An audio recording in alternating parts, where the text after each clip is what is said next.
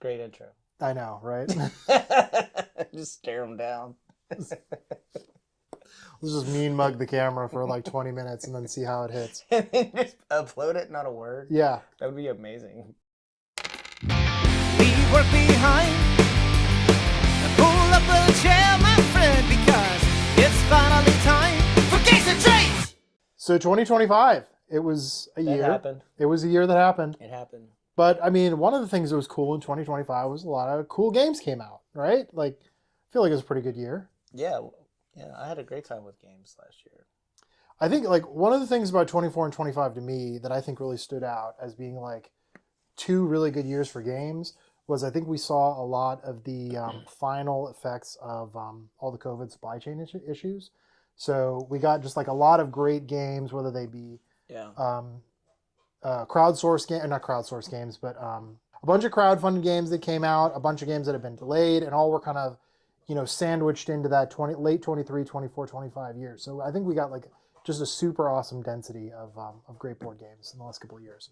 Yeah, I'm hesitant to be optimistic about supply chain still for various reasons, but yeah, but I mean, we got things. We got things. We got things. We lost some things too. We sure did. R.I.P. Spirit Island and soon to be Simon and yeah. But there are a lot of gaming companies that are really doing some awesome things, and we're going to talk about some of those. So, everybody does a top 10, right? Like, I've seen a bunch of those YouTube video top 10s. Well, yeah. We're not going to do that. We're going to do something a little different. Yeah, I know, Rebels. right? We're going to be rebels. So, we've got some games we want to talk about, and I think that, like, each of these games has a thing about them that I really liked that I want to talk about, and then, so I think, and Chad and I will give you, of the list, our top 3 games, but then the order we're giving them to you is in no particular order until we get to the top 3. So if you want to get to the top 3, I guess, and really just save yourselves a lot of talkie from us, I'll put the thing down. I'll put the timestamp in the link, and you can skip by it or something. Sounds good. All right. So do you want to start, or do you want me to start? Well, games we actually did play changes my list a little bit. Or even games that, like, that's fine. Just let's talk about some stuff. Well, so I'm going to talk about stuff that I've been excited about lately, or things like looking back in the year, like what hit me the most or whatever. And a lot of it's recency bias probably, sure. But I'm excited to play Wingspan again because we got the Americas. Well, no, the fan made cards. Oh, that's right. So for Christmas, I got all those little packs of fan made cards. Oh, nice. There's like I think there's 6 different ones. There's like I think it's United States and Canada and then England, and they're a little bit more specific than the big expansions. Yeah. And altogether, there's a stack of cards about this big. I think you can play with just the fan made cards. So, that's really cool. I think that's a cool concept altogether. I know that Dominic was talking about. We did talk about like that with Nature. Nature. Yeah. And so I don't know if I knew that they did that Wingspan or not. Maybe I knew and forgot, but that was a pleasant surprise on Christmas for me, and we haven't had a chance to play it yet, so I'm really excited about that. Yeah. And then also with the announcements that there's the expansion coming out. Yeah, the Americas expansion. Yeah. There's expansion for Wormspan coming this year, and for Finspan, which I'm super, super excited about because I think, spoiler alert, we might talk about Finspan, but I think it's a game that's just absolutely loaded with potential, and I think expansions are really going to bring out some neat things about that game. Yeah, I felt like when we played it, that's kind of I don't know how to word it the right way, but like it was a cool game, but it also like the first thing I'm thinking about is how they're going to add to it. Yes, the game like okay, let's jump right into that. Let's just go right into that. So the game, my favorite implementation of an old game or continuation of an old game is Finspan. So yeah, the game that takes kind of the. Well, let me back up. So I always thought Wormspan was a lot of times I call it Wingspan for gamers, right? Because it just adds mechanics on top of Wingspan. For role players? No, for gamers, right? Like I feel like Wingspan for crunchier gamers is Wingspan for gamers. Well, yeah, Wingspan is a gamer game, but like for crunchier gamers, I feel like Wormspan because you're layering some additional mechanics on top and some additional interactions on top of Wingspan, right? because instead of just placing birds or dragons, you're placing a cave and then placing a dragon that synergizes on it. And hopefully that synergizes with your guild. And so it just adds a bunch of layers on top of Wingspan. Yeah, I have a much different view on that, I guess. Well, which is fine. To me, it feels less crunchy. Mm-hmm. Like there's a couple extra mechanics. Yeah. But those mechanics feel thinner. Okay. So I feel like there's less depth in like the card interactions and how you build your different paths. Yeah. I mean, there's more stuff there. You're right. Yeah. So I mean, I'm happy to just be wrong there, but. I mean, that's just like we were talking about before we started recording. It is what you want it to be. It's what you want it to be. Yeah. But Finspan turns the formula, I think, on its head a little bit, in that it's still using Wingspan type mechanics, but we've added a couple of things that I think add a little bit of deceptive complexity. So we've got the interactions between eggs, small fish, and schools of fish, and how those are interacting with your scoring. You're moving them around. You are doing something. Wingspan in later editions, I think, did you eat a bird to play a bird. Well, that's kind of the basis of a lot of Finspan. And then the different depths and the way you're diving is kind of like an additional layer too. So the base game of Finspan, I think, is I've heard it described as Wingspan Lite or like a streamlined version of Wingspan, and I don't think that's necessarily incorrect. But I feel like it's giving us the basis for something that builds up into not a better, but a different and interesting version of Wingspan. Like a different Wingspan ecology or Wingspan ecosystem. I think that's what we were just saying, like it's a good game, but the first thing I'm thinking of is how it's going to be expanded. Like it feels like a jumping off point. I'm trying to think of how to word it without being too critical, but I didn't feel that optimistic about Wormspan. Yeah. Wormspan felt like, oh, let's remake Wingspan and like change it a little bit. And Finspan feels like clearly, there's inspiration from the 3 tracks or whatever, and they didn't, just turn it on its head. But it feels like a new game where they took some things that they learned from Wingspan and, made that into a new game. The way I think about it is like Wormspan almost feels like an evolution of Wingspan, and that you're taking the base game and adding some things on top of it. Yeah. Whereas Finspan is like you take the DNA of Wingspan and create a more distinct game. Wingspan, I'm going to allow myself to be a little critical, but Wingspan to me felt like when there's a really good movie and they're like, oh, we got to make another one. And then 2 comes out and you watch it because you like the first one. You don't watch it because it's good on You're talking about Wormspan? Wormspan, yeah. You don't watch it because it's good on its own, even though it's fine. But like it's not, it feels like... Yeah, and I know that there's some people that really, really like Wormspan, but clearly, like if you watched us at all... it's your jam. Yeah, if you've watched us at all, it's not our favorite span. I think it is John's. Oh my God. I think John loved it, right? Yeah, he loved... John, we know you secretly love Wormspan. Yeah, we see you, buddy. But yeah, Finspan, if you haven't gotten to it yet, it's not just another Wingspan expansion. Correct. It's not it doesn't feel like Wingspan. No. It feels like its own game. It is its own game. That is better because of what they learned from making Wingspan. Precisely. That's how I feel about it. So, yeah, there's where I am. Chad? Let me see. So I haven't... I didn't restrict to stuff that came out in 2025 per se. Sure. It's more like, sometimes you're not aware of things until later, But on my wife's Christmas list was Sky Team. Oh, yeah. I love and Sky Team. there is an expansion for it, and I think that might have come out. I don't know. In 2025, I'm not sure. We have that, but we haven't opened it yet. Okay. So we've been playing just the base game so far. And that's a really cool game. It's a really good 2-player game. It's got some really cool mechanics on it. It's one of those games that like sometimes you play it and you're like, this game's easy, and then you lose. Or you're like, this game's really hard, and then you just win. And so, like, Or like, you think you've got each other figured out, and then the yaw of your plane goes to completely belly up, and you're like, well, that was fun. Yeah, we were kind of discussing that a little bit. Like, you really need to decide not what you need to do so much as, you're going to take your 4 actions, but like, you need to prioritize those actions and what information you need to convey.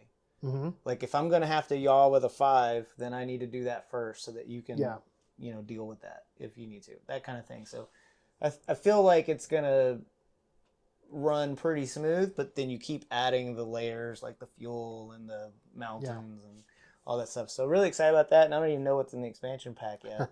I'm interested to see like what I've never experienced with Sky Team, because I've always played it. I played it with a different person every time. I've never like played it with a consistent player 2 before. I'm interested to see how like your individual meta shifts when you guys know how each other plays. Like, does that make the game significantly easier? Does it? I think it'll allow you to go farther. It's one of those games that like. I think it is. Like, we've only played it, I don't know, maybe 5 times. Yeah. But, like, there's some game, I can't remember what game we were talking about. There's one game where I kept saying it's got a lot of levers to pull. I think it's Spirit Island. Okay, yeah. So you can really, in Spirit Island, there's a lot of levers to pull for difficulty. Like, if you want to just, like, be the crunchiest ever, you can crank it up to 11 and go. And that game could be really hard and still winnable. Or you can go, I don't want to think that hard. Let's play super easy mode, and you can have, you can have a more chill time. So you can really get the difficulty of that game to where you want to be, and you can find your sweet spot. Yeah. Maybe it grows over time. Which is a cool thing. Yeah. And I think Sky Team is going to be like that. Like the easier things, or maybe for certain kinds of couples or pairs playing it. I can see that. I could totally see that. But then if you have like 2 really smart people and they really understand each other, they do all of them or something. So that's my impression. Like, you can kind of get or change the difficulty level to match where you are. Yeah. And that's like, I'm always so fascinated by people that play a lot of 2-player games with their spouses and how that kind of grows, because I mean, as gamers, I think there's a lot of games that change when you have like an internal meta. Like old school Citadels for us was a lot like that, which led to a lot of stories about how dumb and awesome Citadels is sometimes. But like that 2-player meta, I think I'm fascinated always to see how that ends up going. Yeah, it's I got one horror story from that over the years. Oh no! Rachel and I have played games together for 20 years now or whatever. But there was there's a couple of different versions of this game, like with different names by different publishers, and I can't ever remember what any of them are called, but I think Diamante is one. Okay, yeah. So it's basically like pressure luck into the, going down into the dungeon to get treasure and coming back. And we were playing one of those games. I don't remember which one it was because I don't remember any of the names, but and she knows exactly how I think, and I know exactly how she thinks. Yep. And it's one of those games where if you choose the same thing, then you both get screwed. And we just kept like trying to big brain each other. We just kept going one level too far, and it didn't matter what I did. Like, okay, I know she's gonna do this, so I'm gonna do this, and then she would go, well, I know he's gonna do this, but he knows that I would do this, so I'm gonna do this, and then we would end up doing the same thing. And it was like the whole game. She picked the same card as me or whatever it was every single turn, and I was so incredibly frustrated. So that's one of those things where you do get to know a person, and but it doesn't always work and that's why gaming with your spouse is a neat thing. It's a neat thing, but also like you can get in your own head about it. Yeah. She can get in her own head about it, and then it just falls apart like that. Like the wheels just come off sometimes. It happens. So it kind of depends on the game and the people still. Yeah. So do you want to talk a little bit about a game that we super screwed up, yet somehow became one of our most viewed videos? Which one is that? But then I've played it again since, and it actually is a little easier, but a little harder in some different ways. And that is The Lord of the Rings, The Fate of the Fellowship. So, anybody who plays games with me knows I wouldn't say I'm ambivalent about pandemic-style games, but they're not my favorite, right? Because we usually play on the hardest setting because some people insist that we should do so. And then it's like slamming your appendages into a drawer over and over and over again until you're too numb to feel anything.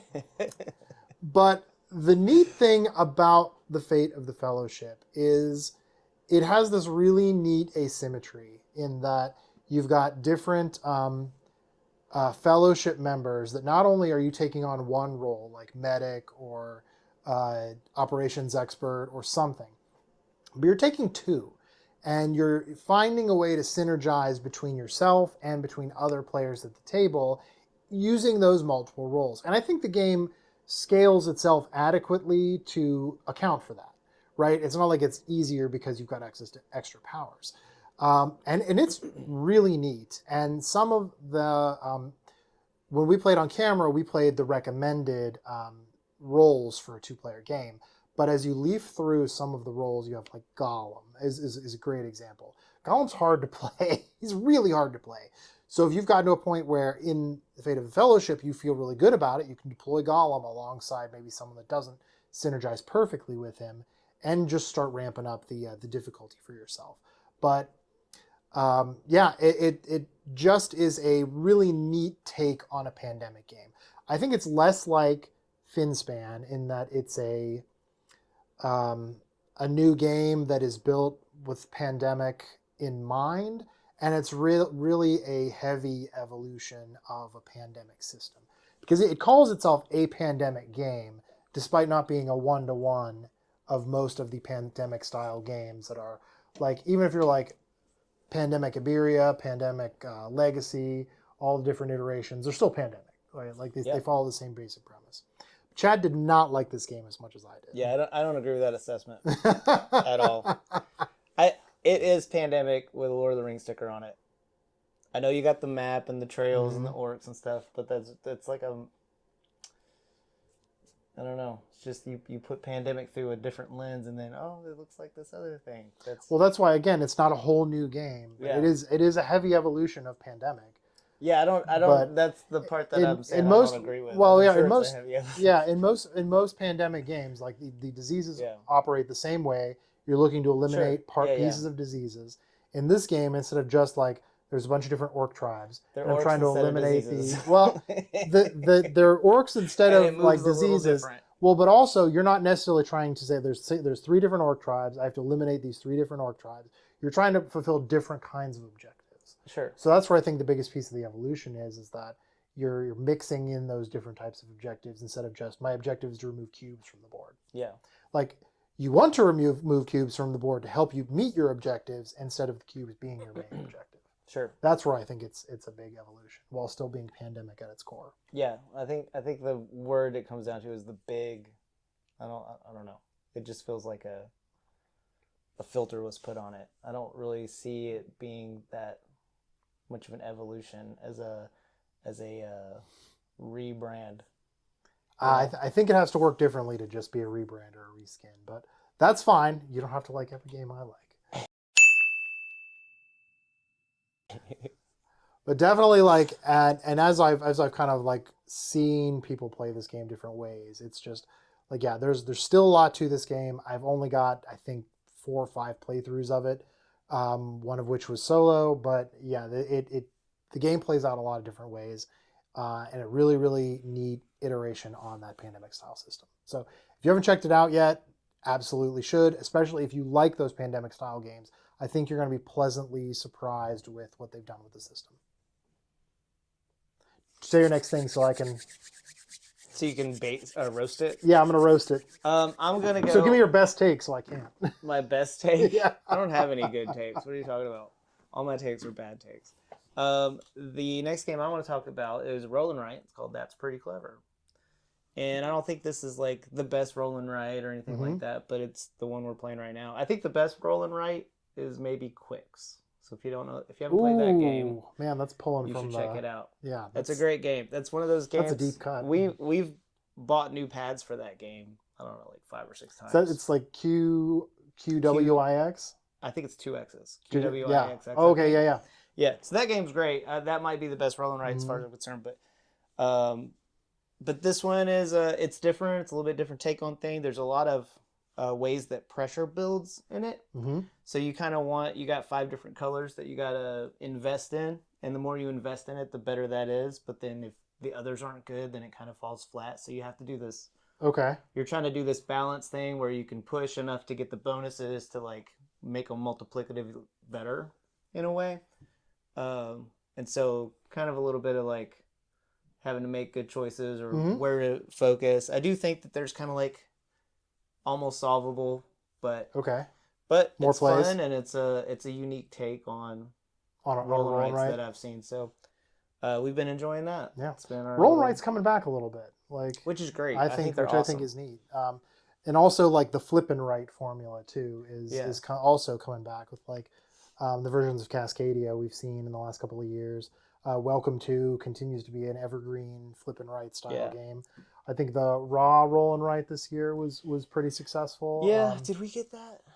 Or I didn't. I was depending on you to get that because you were talking about it. I played a game like that, and I can't remember if it was I can't remember if we got the Raw and Write or not. I wanted it because just the name was good enough. You know what's funny is when I first saw Roll and Write. Was it Yahtzee? Well, I mean, you know what I mean. Yeah. I thought, man, they're just doing that so they can sell you more paper. You know, like you can play Monopoly infinite number of times, but you can't. Yeah.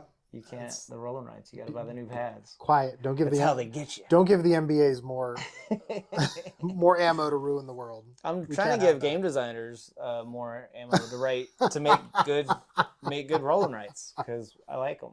They're fun. No, if you really want to outsmart the system, well, some of them have dry or wet erase pads. Like I have dry erase pads for Welcome To that we've used a few times. The train game is like that. What's the name of that? Oh, I can't remember the name of that. Train Roll and Write? Yeah, there's a train Roll and Write, and it's with a dry erase. So you have God, I can't remember the name of that game. I'll have to text you and you can put it on the screen. Yes, exactly. I'm going to put it. So right now we're going to give you the name of the game now. but you have a private, Yeah. And it's dry erase and it's a grid, and there'll be dice that you roll out there, and they're different railroad and road shapes, and you have different points you need to connect on the grid. And so you get to draw what the dice roll. Something is triggering in my brain now. Me playing this at Mike's several years ago. Maybe not that exact game, but something like it. It's what's funny about this game to me is it's a pretty small game. Yeah. And it's like this thick and like this big square, right? And then it's got the pads in there and the dice. That's all you need in the little markers. And you know how like some games like they leave room for the expansion. They're going to buy expansions, so they leave room in there. So Rachel liked this game, and we got this box is like this big. You could fit probably 8 or 10 of the. And you've just got one. We have 2. Oh. And then they make these little expansions that are just 2 dice.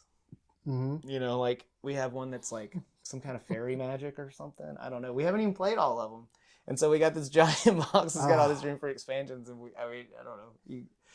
There's only the capacity thing. Like, you can only play so many. Is it like the person who falls in love with Unmatched and then buys the giant box and has like 4? Yeah, yeah, something like that. But yeah, Roll and Writes, and that's pretty clever. So we'll have to check that out. You have to bring that over. Okay. All right. So Chad, if I were to tell you that I had a favorite game that involved screaming at the top of your lungs. Oh God. Do you know what game I'll be talking about? Yeah, I know what game it is. What game is it? It is a very screamy game. Okay. This is how I've described it to everybody. We actually played it at work. We had a board game night. Okay. And there were a bunch of people who haven't played any games or whatever. And somebody's pulling that out, and they're like, well, what's this game about? I was like, it's a very screamy game. And they're like, why would you scream at this game? And I was like, Well, you have to tell me the name now so we can confirm we're on the same page. Flip 7. It's not Flip 7. What? It's not Flip 7. Okay, what? There is a better screamy game that came out this year. A better screamy game than Flip 7. I can't remember any screamy games that came out this year. I'm thinking, even though Flip 7 is a great screamy game, I'm thinking that's what I think of when I think screamy. I'm thinking Hot Streak. Okay. Yeah. Very reasonable take. A lot less present. So I guess that's why. Oh, yeah. And this is also an example of a game that so our friend Jorge introduced us to this game at CabinCon this year, which is our yearly get together and play games and drink for a whole weekend. I was like, ugh, seriously? Like, why am I about to waste an hour of my time on this? Yeah. Well, an hour later, we started a new game of Hot Streak. It's goofy. Yeah. And fun. Yes. Like, it's not a serious game. Right. And if you want to play a serious game, you're going to be disappointed until you start playing it, and then you're going to forget that you wanted to play a serious game because it's fun. It's also it also has like 2 amazing use cases for me that I maybe don't have enough of some of these games. It's if you have a weird number of players that doesn't falls outside of your normal 4 or 5, sometimes 6, or if you've got a mix of gamers and non-gamers, it's fantastic. So in this game, it's a mascot betting game, and the mascots are racing using using a deck of programming cards that's telling them to run forward, turn around, fall down, ram into someone, and you're making bets based on your influence of that deck as to, is someone going to place? Are they going to be off the board? And it's so much fun. So even if you are not into more like socially coded games, this one's definitely worth it's worth a look, because it's got enough game to it. Like, it's got enough chew in that you can influence the race deck, and how you are bidding on your different bets and prop bets, that it's gamey enough to satisfy you, but it's also a lot of fun that your friends, spouses, anyone who's not a gamer is going to sit down, get this game and enjoy it. Yeah, I agree with all that. The Cards Against Humanity, I hate those types of games because they're not games. We've talked about this. Cards Against Humanity ruins game nights. Yep. It ruins game nights, but part of that is because it's so accessible, and people who are maybe intimidated by learning rules of something. Yeah. Anybody can look at 2 cards and go, "Oh, this is funny." Yeah. And I think these are funny. Go be funny. Yeah, exactly. and then you're not playing games anymore. Right. And that sucks for people who want to play games. Yes. For people like me. This game avoids that trap while still being that accessible. Like, everybody can, cheer for the hot dog or whatever. Yeah. Or the clown. I don't remember what the mascots were. But... Or you can find yourself chanting "F that fish, F that fish," for a solid 10 minutes, because the fish has been screwing you the whole game. Yeah, that game is a lot of fun and accessible, and it hits so many notes. I forgot about that game. That's a good shout. And another game. So there were 2 games that I took home for the holidays that super hit with my people: Hot Streak and Flip 7. Which Flip 7 is another good screamy game that anybody can understand and get into. Yeah, and there's no reason to scream in that game. But you do. But people scream. But you do. Yeah. Just I think I've screamed more over games of Flip 7 than Blackjack that I've played. But also, I'm not going to get kicked off the table for playing Flip 7. Flip with 7, money on the though, table. is one of those games that when it comes out, I know I might as well just go ahead and get my coat. Because people... Yeah, which is an issue with You're with done Flip for 7. the night. Yeah. Because you can have 8 people and then nobody will tear away. There won't be any other games going. So at least that's a game other than Cards Against Humanity or something like that. But yes. It got a little bit of a vengeance against games that ruin game nights. I totally get that, because I was a victim of that many times. Before. All right, hit me. Real quick, since you mentioned Hot Streak, what was that game with the alien ship and you had to hide, and you remember Nick? It's Killer. That sounds right. Yeah, it's Killer. Yeah. That's a really cool game. And I'm gonna put a lot of people. Yeah, and I think I'm gonna put it on the thing once I finally figure out what it was. But I think it's Killer. Yeah, and that is a neat game. I'm gonna talk a little bit about games that are kind of activities instead of games. But that is kind of an activity, but it's a neat game in the sense that if you don't take it too seriously and you're just doing the thing that seems fun, it's a party night. It's a rule of cool game for sure, but it is fun. And it's quick enough too that you can just move on to the next thing. Yeah, if you're waiting for 2 people to finish or something, then it can be an in-between game. Less screaming in that game. Less screaming in that game. Far less screaming. Not non-zero. Yeah, non-zero amount of screaming. Non-zero. And there was an expansion that came out of Gen Con this year that's based on... I think there's 2 different versions of it, and there was an expansion or something. The original is coded towards Alien or Aliens, and the expansion is coded more towards The Thing. Okay. So they're both the same style of game where you're trying to root out an alien or a monster, but different themes, both of which are a lot of fun. Yeah. The next thing I wanted to talk about is Acropolis expansion. Oh, I love Acropolis. I love Acropolis. I think Acropolis, I've never heard anybody talk about it. One of those games that is criminally under-discussed. I love it. And if you have an analytical mind, you can... That's one of those games that you can just be at work thinking about it. Yes, which are my favorite games. How can I best design my stack so I can maximize edges, or I can maximize this or whatever. So I love that game. The game's awesome. And now, in Acropolis is the game where you are taking 3 hex tiles, and you're placing them in a kind of arrangement in front of you to meet different kinds of scoring conditions. And it's also got a vertical element too, where you're building, like you don't want to cover up some of your better scoring elements, but you might want to build up to have better elements. Also, you might just need to cover them up so that you can. Yes, so you can better. score. Sometimes it hurts a little bit. You're like, I really don't want to cover that up. Yes. But yeah, things that are higher are worth more. Great game. I love the game. Yeah, super awesome. game. Super the game. expansion for it, I was a little bit worried about this. Like some expansions get like I'm having trouble articulating what I'm thinking, but like they change the so there's things you really love about a base game. Some expansions mess with the formula too much. Mess with the formula too much. They get their fingers too deep in things. Right. They change the things you liked about the game. Right. This expansion, I still haven't played it yet because we've been short on time this season. But we got to bring it over. I've pulled it out. I've read the rules, and it doesn't do that. It doesn't change the stacks. It doesn't change it doesn't change anything. It's just an add-on.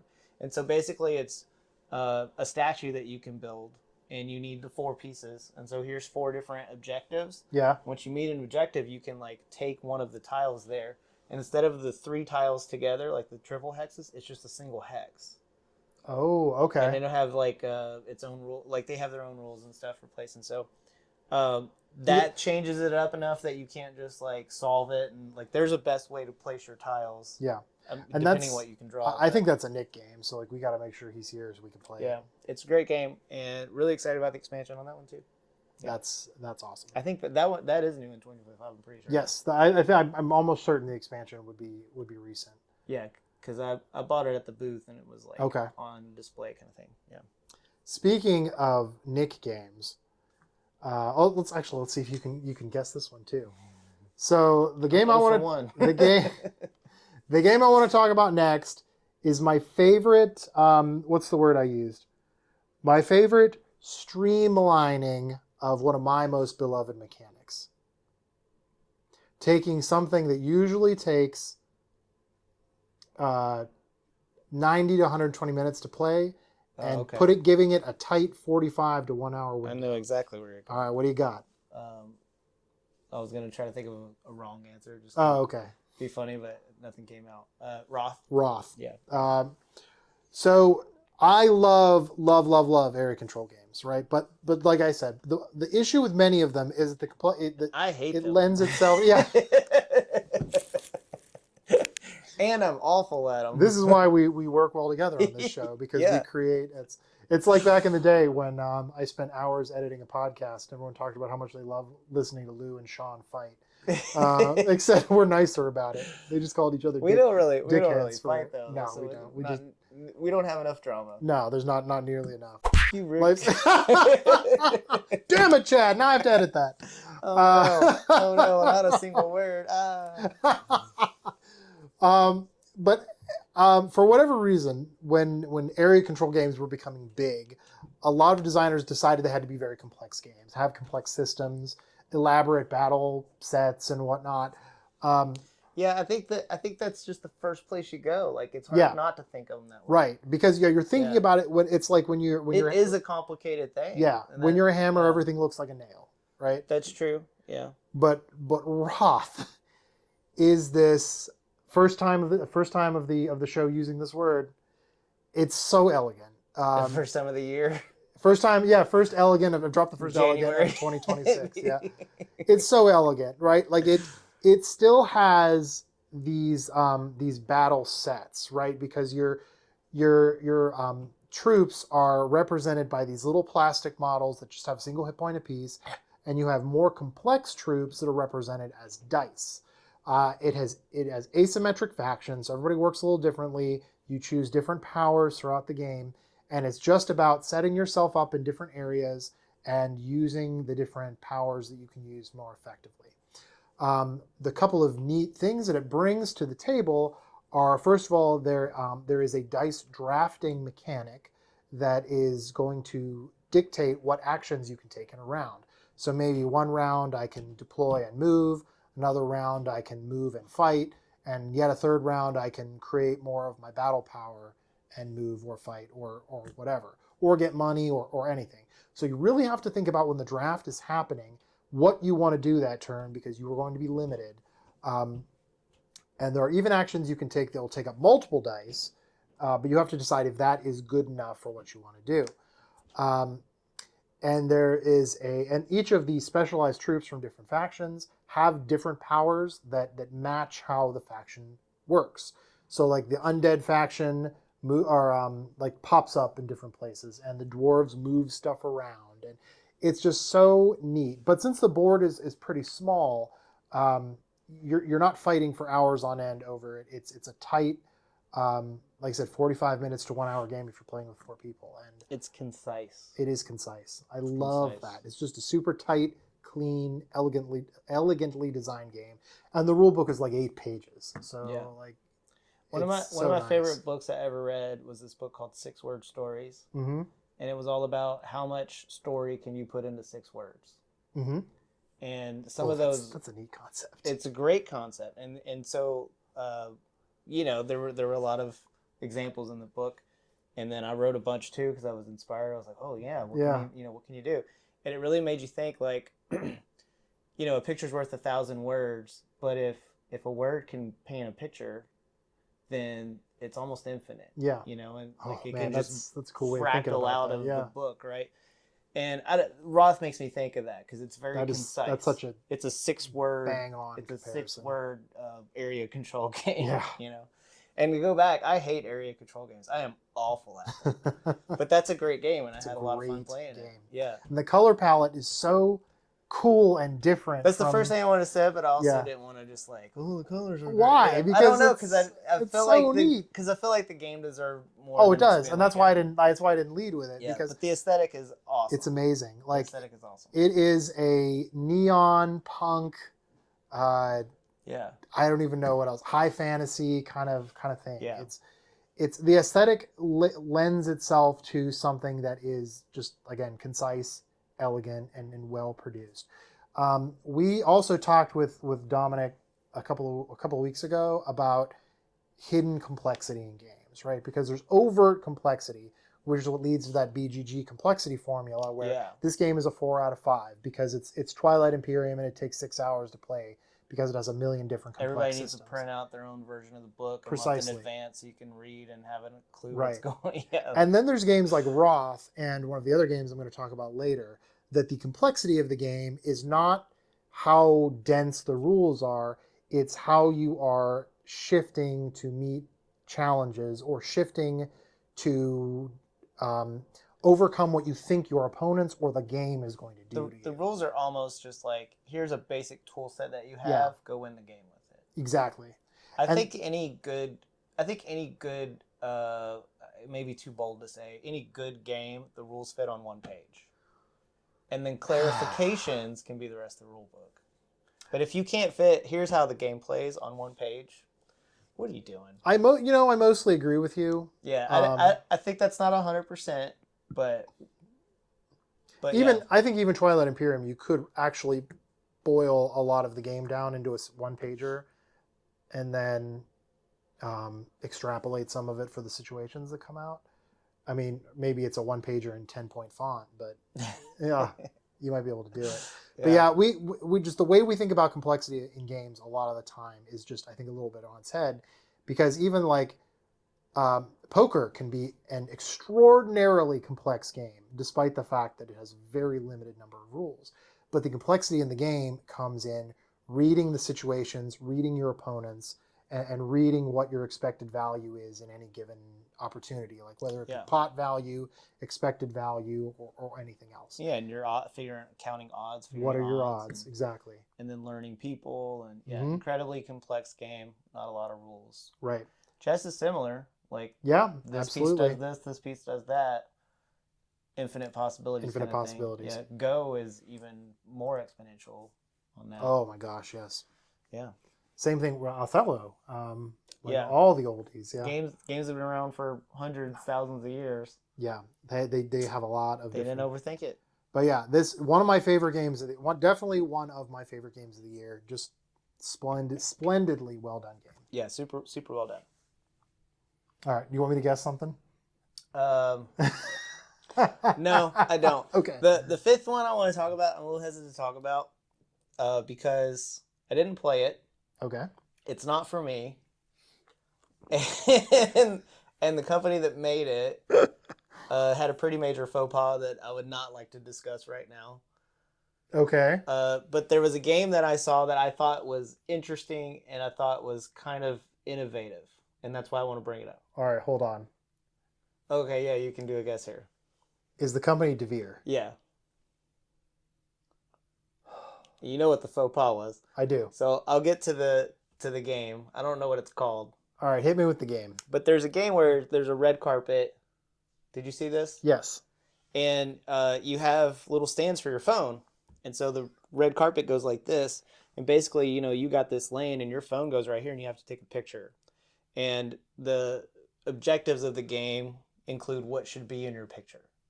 Mm-hmm. And so if you have a certain celebrity that you want in the picture and they're facing you, and then if there's a different celebrity, they need to be facing the other way. So what you're doing is you're trying to manipulate where the celebrities are, right. which way they're facing, and the branding. So like if a particular and I remember company, seeing this game. Yeah. And I think I played a game a little bit like it, but I did not play this game. Yeah. So I just wanted to bring that up. I think that's a really cool neat. concept, and I think that has I think that's got some legs for design. Yeah, and another game kind of like that it's not on my list, but that actually Christy got it for winning the costume contest at our Halloween party this year. It was Alice is missing, or Amanda is missing. Someone's missing. I didn't see that. It's on my shelf somewhere. But it's a role-playing game. Missing? I think it's either Alice or Amanda is missing. And Alice is missing because we don't know where oh, I see what you did there. Yeah. And of course, I'll put the correct name of it down here. But it's a game where you're trying to solve the mystery of somebody's disappearance, Alice or Amanda, whichever one. Like Alex is on fire or Alexis on fire? Yeah, well, that's a neither. joke you don't get. I know, I do not. But everyone has a piece of information, and you can only communicate with each other via text. So we haven't had a chance to play it yet, but we keep talking about when we're going to play it because it's an interesting concept. So. That is interesting, yeah. All right, so Chad, my next thing, because I'm having fun with this game, even if our watchers aren't. The next game that really impacted me this year, I thought was really good, really important, is a campaign game for people that can't commit. Yeah, are you talking about the West Marches? No.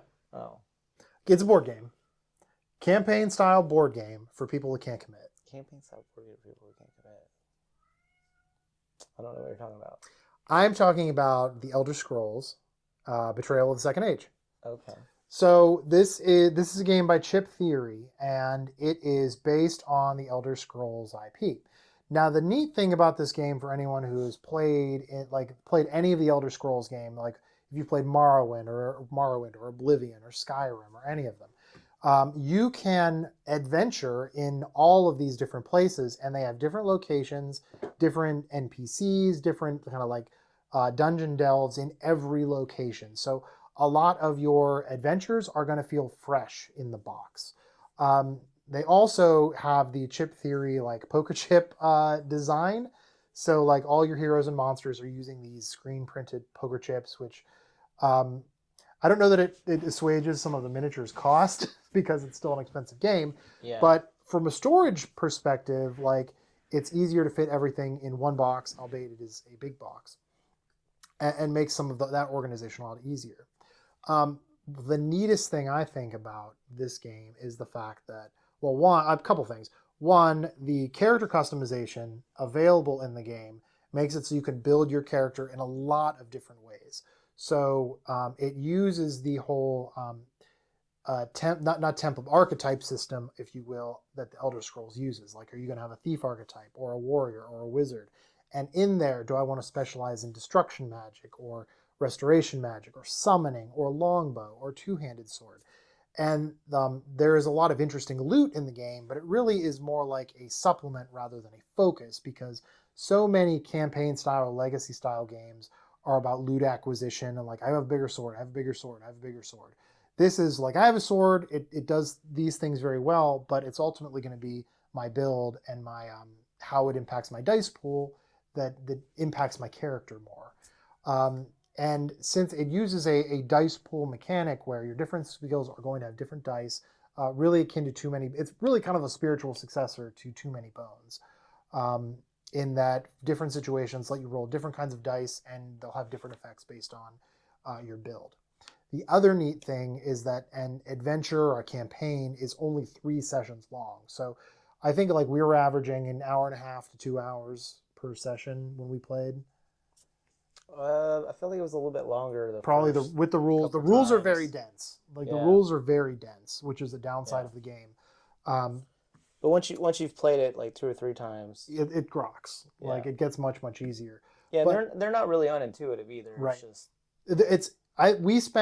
it was one of those games where we spent most of our time on a few stupid needling little rules. Yeah. Like a couple of interactions that weren't really apparent that we had to go looking for, but for the most part, like things flowed the way that we thought they would flow. Yeah.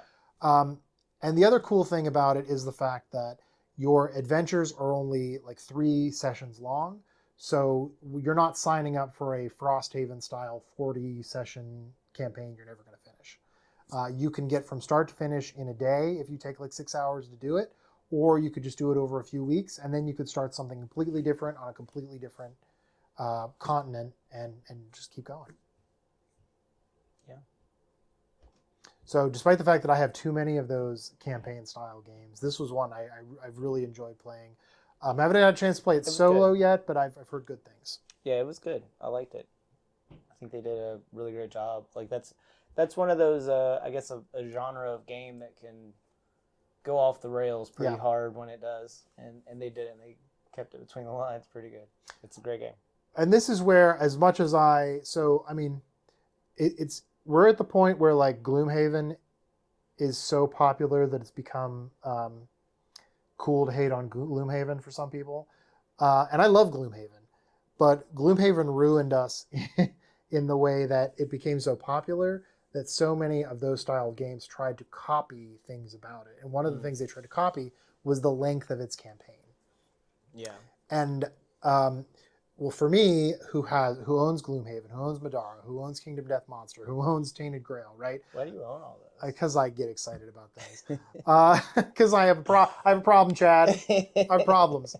But the problem is when all your games are, I own Oathsworn too because I'm just whatever, which is great. But when you have a bunch of these games that could be 40 to 60 hours worth of play, we only have so much life to live. And it's not easy. That is true. So that's where, like, for Elder Scrolls, I can have a bite-sized in comparison campaign that lets me like satisfyingly build out a character, do an arc with that character or with a party, and be done, and then maybe move on to the next thing. I think is something that's a great differentiator for it as a game.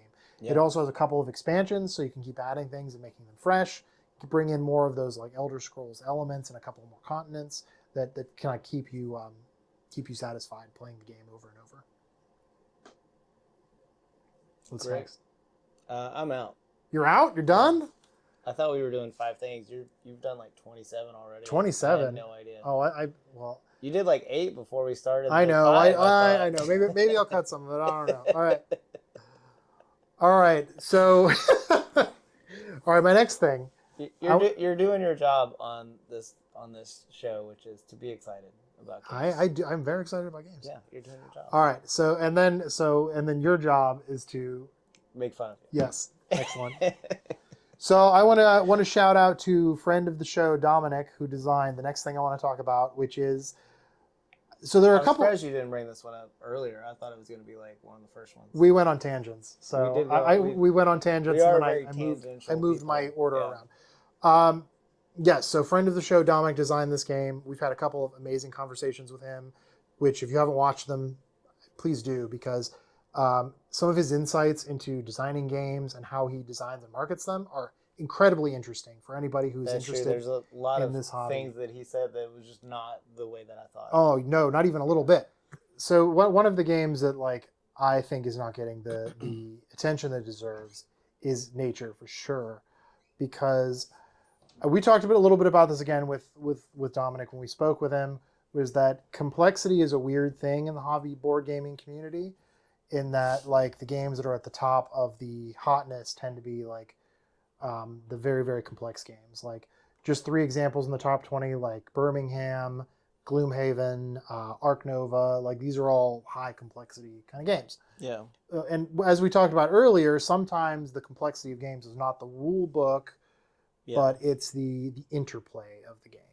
And I think nature has a ton of that because one other kind of like idiosyncrasy with it, but there's a ton of interplay in the how are you managing the food in the watering hole? How are you managing your predator mix because you're trying to avoid watering hole food? How are you building your different traits to accommodate the watering hole carnivore defensive mix, right? Yeah. Even in the base game, I think there's a lot of play there. There is. But then when you bring the modules in, and this is where I feel like people are failing this game, the modules add so much to the game, not just in terms of traits, but in terms of like just straight up gameplay, because you've got flight is giving you the option between like having your birds that are going to bring you additional birds, but they don't count for scoring at the end of the game.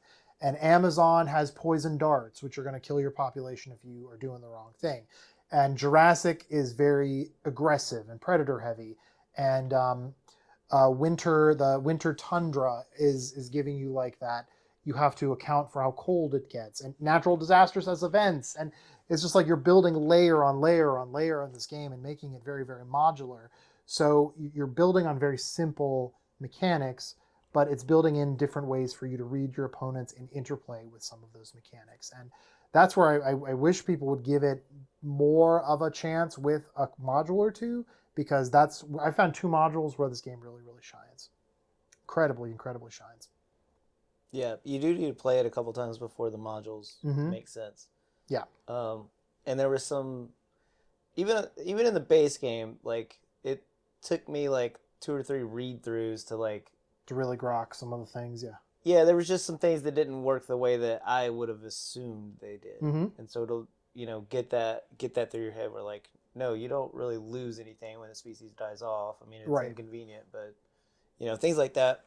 And then also like matching up the food. You're not just trying to get the most food. You're trying to match the food to your population or whatever. Yeah, and ultimately you're trying to build a population that is resilient enough to give you more food, so that you can score more points, and then also keep enough of them alive that they themselves can score in the base game. And then the expansions give you more ways to manipulate that formula. Like I said, flight, you can either choose to have, because birds aren't worth points at the end of the game, like other species are, but they have other benefits that if you utilize them correctly throughout the game, they're going to score you more points. But there's so much there, and there's so much we haven't even discovered yet, despite the fact that it's kind of one of those concise games where there's a very small number of rules of how the game works, but it really does kind of blossom out. There's a lot of different layers to the interactivity and the combos of your cards and how you're building your different species. Like, is it, you're gonna like focus really hard on one, or be very defensive, and then water hole management too, and like I said, there's not many rules, but like even though there's not many rules, you forget them. Like, oh yeah, I can discard cards to. Well, and the different traits, like just building your traits differently. Like Christy even found a combo the last time we played that I'd never seen before or thought about, but she just found it and it made sense to her, and she wiped the floor with us in that game because we just hadn't thought about how that impacted the watering hole versus omnivore versus the bird mechanics themselves. And there's some cards that don't really go together that I just didn't like. You end up with 2 traits on a species, and you're like, oh, that was kind of dumb. Why did I do that? Yeah, exactly. But I think the non-punishing nature of the game also just lends itself to experimenting, because you're not really gimping yourself. I mean, you're losing points, but you're not like set back. The game's very turns. non-punishing. Yeah, like you can still be competitive and whatever, but it doesn't just kick you in the face about it. But your choices really matter. Your choices really matter. Even though like it's got, and like so many games have these catch-up mechanics or rubber band mechanics that end up being too strong or really like make it good to be in last place. Yeah, a lot of games you get out first early and you're just screwed. You can't win from first. Right. and nature doesn't have those, but it does have the game is about building up incrementally. So if you build incrementally better than another player, you're going to win. Yeah. But if you make a couple of good choices. Yeah. Towards, towards an end goal. Yeah. But if you make a couple of early mistakes, that's not taking you out of the running for the whole game. So, and it's one of those that I keep thinking about combos. I keep thinking about it afterwards, which is one of those great things for me. Yeah. Next. So we talked a little bit earlier about like games that are more activities than games. Yeah. So there was a game, definitely the game that came out this year that was more of an activity than a game that I liked the most was a game we got at Gen Con. And it's a game where the last time I played it with someone, they sat in one space almost the entire game and just built things. I don't remember what this was. I remember that, but I don't remember what it was. What was it? It's Vantage.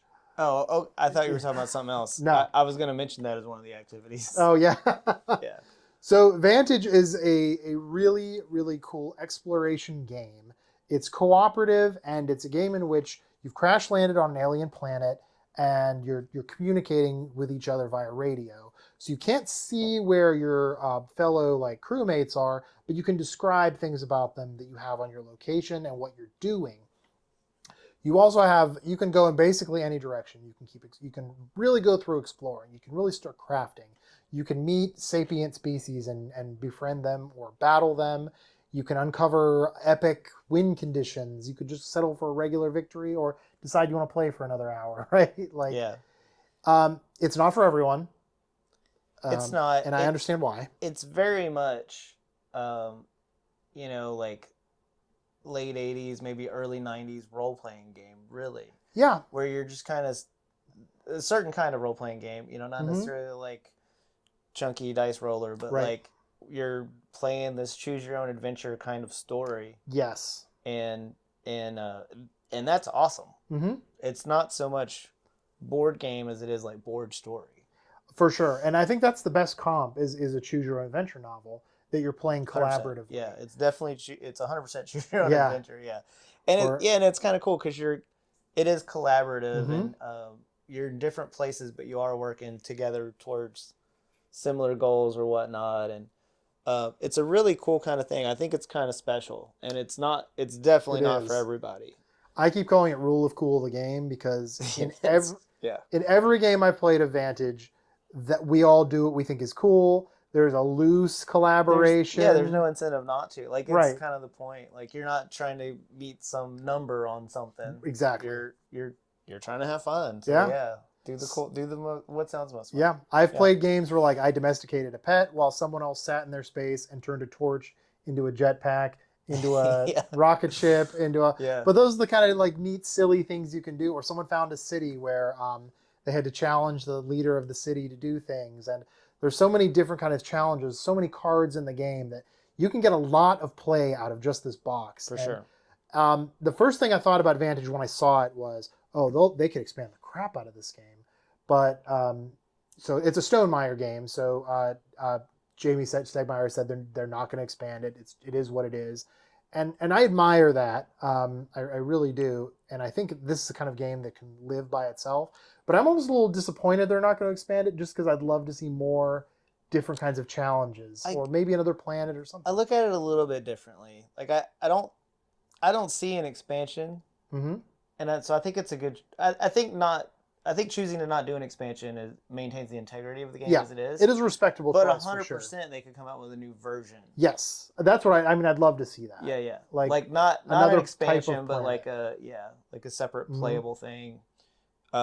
And then there would probably be pressure from the community to make them work together, and he would be good to say no. I totally get that, but I'm sure it was really hard to develop too. Oh my gosh, yeah, this was probably like a long cycle game, but very, very layered and a lot of things you'd have to keep in mind for other stuff. Like anytime you're designing a card, how's it going to work over here, kind of stuff. Maybe I don't know. It seems like it'd be really complicated to develop. Yes. So that you could have a fun like hangout experience. Yeah. And I think this is another one of those games where the rules aren't really super complex. So if you've got folks that you think would be into the exploration element of the game, they could absolutely kind of follow along with you and not feel like they've got to do like some super complex empire building or anything. Like it's very much like, what's the thing on this card that sounds the coolest to you? Do that thing. Yeah, I think the basic mechanic of it is a little bit unintuitive for me, but it's Mhm. not big, and so anybody can get it Yeah. with a minor Yeah, you amount play a of couple rounds and everybody knows what they're a doing. minor amount of effort. Yeah, Mhm. and then you're good, and then you just play, and you just enjoy the story that's unfolding. Okay, I have two more things to do, Okay. and then we'll do our top three, just to keep it. So I'm gonna throw two games in this category because originally there was just one game, and then I played the other one. The first one's Galactic Cruise, and the second one is Speakeasy. And I put them both side by side because I need to play them more. There are a lot of ways that they're similar, and there are a lot of ways they're very different. I think Speakeasy might actually be the deeper game and has the cooler theme, but Galactic Cruise has a lot of depth and dense mechanics. So in Galactic Cruise, you are a company that is creating a galactic cruise line to pick up different kinds of passengers, show them a good time in space, and bring them back home. And you're developing your company in different ways, different lines, different amenities, different ships, et cetera, et cetera. Speakeasy, you're a mob boss working for Lucky Luciano in the Prohibition era. So you are doing different illegal sorts of activities to further your prohibition era liquor empire, and it has a lot of worker placement action. There's a lot of actions that cascade, so you have to really play it a few times, I think, before you can truly appreciate what the game is. But the game drips with theme. It's everywhere. Like a lot of different ways to win, either from the distilling and delivery of alcohol itself, to robbing the rum runners, to um, bribing different officials to let you spread your influence all over the board. Super cool game.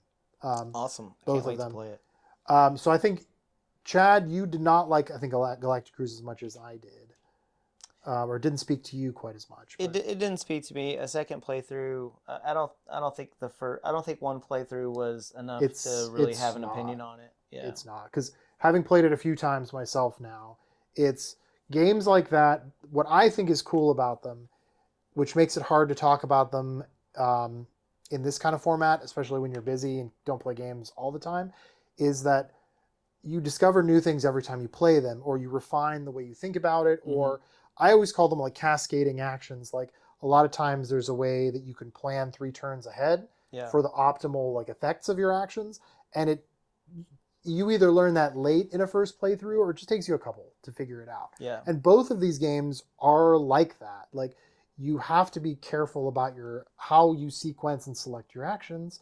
But if you really like that, then it's a huge feature of both of them.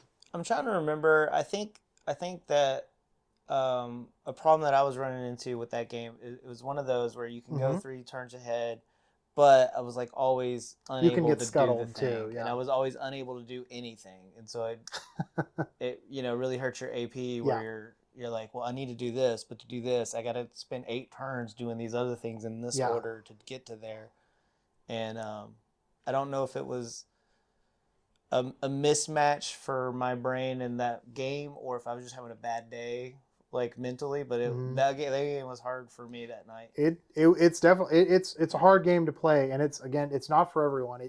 You've got to, like I said, be into those heavy thinky euros where you like that kind of like just sequencing, cascading, and also like there's an element of uh, there's an element of there are lots of ways to win, and can you see where like maybe the underrepresented spot is that then you could like kind of get in on where nobody else is paying attention to it, and kind of get some extra value there as well. So, but that's something that takes a few playthroughs for you to really learn how to spot when those opportunities come up. Barrage is a lot like that, and that's a game that lights my brain on fire every time I play it.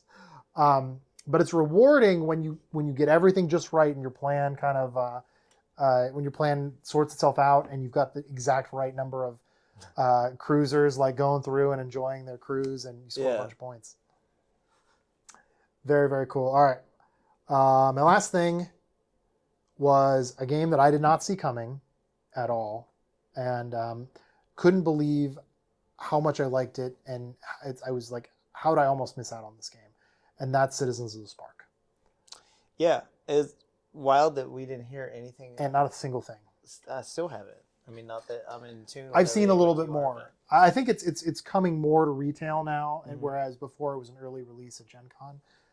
Okay, yeah, it's a beautiful game. Beautiful. Art's game. awesome, and it really harkens back to like some of the things that made Dominion good when it came out. Oh goodness, that's great comp. And then also mixing it with what else? What is the other game? It's like it borrowed from a few different things that I really enjoyed, like the way that it did it. Yeah, I can't think of the other games. I think it borrows. I mean, it definitely borrows from Dominion, and it borrows from the games that have like the thing I love the most about Citizens of the Spark. And I should real quick, in this game you are building a city of these different animals that have gained the spark of sentience, right? And the first thing you're doing is you're collecting different animals and putting them out in your city, and then you are playing them to a certain kind of effect around the table. These could be attacks, these could let you take additional cards, they could have victory point conditions. So the way you're selecting them gives you different kinds of options, different kinds of victory points. I love the modularity of this game.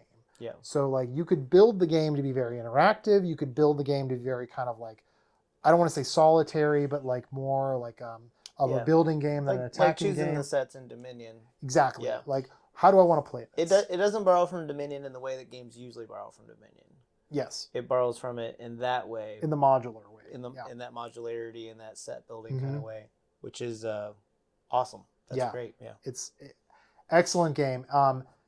A relatively quick play, and again, a game with a rule set that's relatively concise and pretty clean. Yeah. There are a couple of card interactions that we had to kind of work through a little bit, but ultimately the end state of those ended up being pretty intuitive, and we were able to figure them out. Yeah, and they're card interactions, not like rules. Right. Yeah. It's just or some of the timing, like of how some of these cards. Right. Yeah. And all of those are answered. I think the biggest gripe we have with it is like the symbol for the first spark. Yeah. It's like it looks like a cotton ball or something. Yeah. I don't know. And we're like, what does this mean? What is it even supposed to be? And we have done a video on this one as well. So if you want to watch our playthrough review, I'll put it in the notes for this as well. But yeah, great game. Kind of blindsided by it. It was really nice. Yeah, excellent game. Did not go into it thinking I was going to really like it as much as I did. Yeah. So, do you want to do alternate, or do you want to do just one of us gives 3 and? Why don't you just give your 3? Okay. Because I don't have a 3. I don't know what. You don't have a 3? Well, my 3 favorite games. I had a 5, and we went over those. Oh, okay. So of all the things I talked about, these are like all the games that impacted me the most this year that I really, really liked, that I think were some of the best games to come out of this year, in my opinion, because I'm sure some of you are like talking about what terrible taste I have in games. But the third best game I played this year is Elder Scrolls. I just love everything about that as a campaign game. It gives me enough iteration and evolution in the overall campaign and Too Many Bones formula that I just really, really loved it. Number 2 is Wrath, because again, the cleanness, conciseness of the area control rules, the replayability with the asymmetric factions, just super great play experience. And number 1 is Nature. By far my most played game this year. Again, the modularity of the game, so I can build it different ways, continuing to find new card interactions, and being able to have a clean and concise rule set that lets me focus on my interactions rather than just the rules. And the accessibility of it too, because anyone can play that game and anyone can grok that game. And I've played it with a wide variety of people. I think we said in the video too, like even if you don't understand it, you can still build a cool animal and have a great time. You sure can. Yeah. You really can. Yeah. So I think that's a great top 3, Rick. Are you sure? Yeah. Oh, but again, 2025, great year for gaming. 2026 is. There's definitely some things I'm excited about in 2026 that are coming up, and maybe we'll talk about that a little bit. It's almost getting to be too much, or it's been too much for me for a long time, which is why we don't know about games that we end up with. Yeah, that's true, but that's one of the things that I really like about this is that like I have good experiences with games, and I always just like with our gaming group, I want to tell people about the great games I played. So like just being able to pass some of that along, I think the discovery of it every year is always fun too. Just you know. you show up to a game night and like, oh, what's this? Yeah. There's a new thing. Or, Yeah. So if you're not a degenerate like me, at least I can tell you about some of the things that I played and really loved, and you can be a little more judicious in how you're using your gaming budget. So truth. We might look at a couple things upcoming for 2026 relatively soon. Otherwise, we've got a lot of things in the pipe for you, and we'll just continue playing games and telling you about them. So until we meet again. Is that new? You're just gonna let me hang there? I don't know. Was I supposed to say something? I mean, you could. Is it scripted? And No, it's not. I just say things most of the time. I nodded. Oh, did you? Yeah. All right. Leave work behind